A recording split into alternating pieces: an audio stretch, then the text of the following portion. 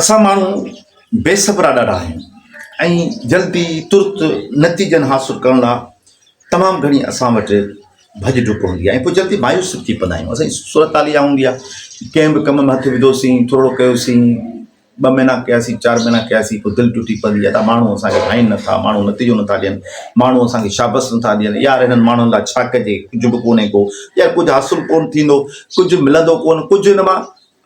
का शइ असांखे हासिलात न थींदी।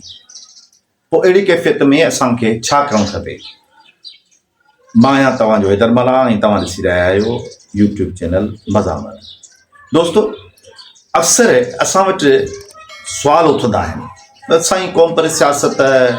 पोइ हेतिरा साल, पोइ तव्हां जूं हेॾियूं कुर्बानियूं, पोइ हेॾा सारा जेल, पोइ हेतिरा दोस्त शहीद, पोइ हेॾी मथा पुट, पोइ ॻोठ ॻोठ तव्हां वियो, जलसा कयव, जुलूस कयव,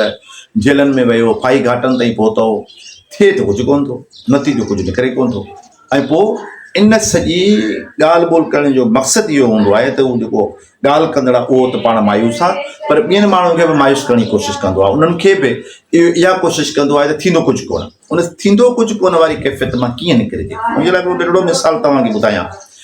त दुनिया में ख़ासि तौर ते बांग्लादेश में या चाइना में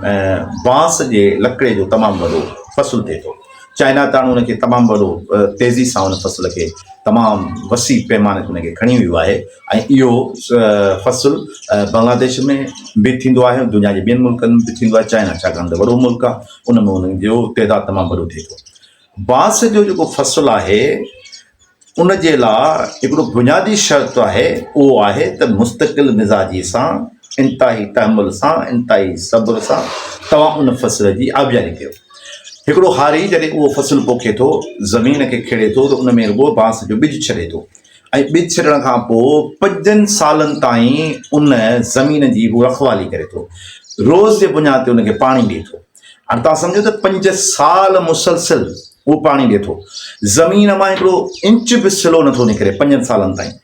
उनखे हारीअ खे इहा पक आहे त जेको मूं हिन में ॿिज दाख़िल कयो आहे, इनखे मां जेकॾहिं रोज़ु पाणी ॾींदुसि, रोज़ु इन जी सार संभाल लहंदुसि, रोज़ु मां इनखे ॾिसंदुसि वञी ऐं रोज़ जे बुनियाद ते सब्र सां इन जे निकिरण जो इंतज़ारु कंदुसि, त ठीकु 5 सालनि खां पोइ हिकिड़ो नंढिड़ो सिलो उन ज़मीन मां निकिरणु शुरू थींदो आहे। त 9 हफ़्तनि में, 5 सालनि जे डिघे इंतज़ार खां पोइ फ़क़ति 9 हफ़्तनि में उहो बांस जो फ़सुलु या बांस निकिरणु शुरू कंदो आहे ऐं उहो 90 फुटनि ताईं उनजो क़दु थींदो आहे। हाणे सिखणो असांखे इहो आहे त असां वटि जेको माण्हू बेसब्री जो शिकार आहिनि,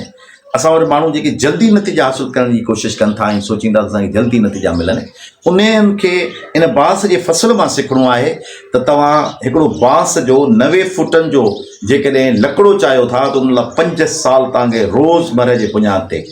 ज़मीन में जॾहिं ॿिज छटियो था त उनखे पाणी ॾियणो थो पवे, उनजी सार संभाल लहणी थी पवे, उन लाइ तव्हांखे सब्र जो मुज़ाहिरो करणो थो पवे। 5 साल इंतज़ार खां पोइ बाक़ी पोयां जेके 9 हफ़्ता आहिनि उन में 60 फुटनि जो बांस जो लकिड़ो उभो थी तव्हांजे साम्हूं अचे थो।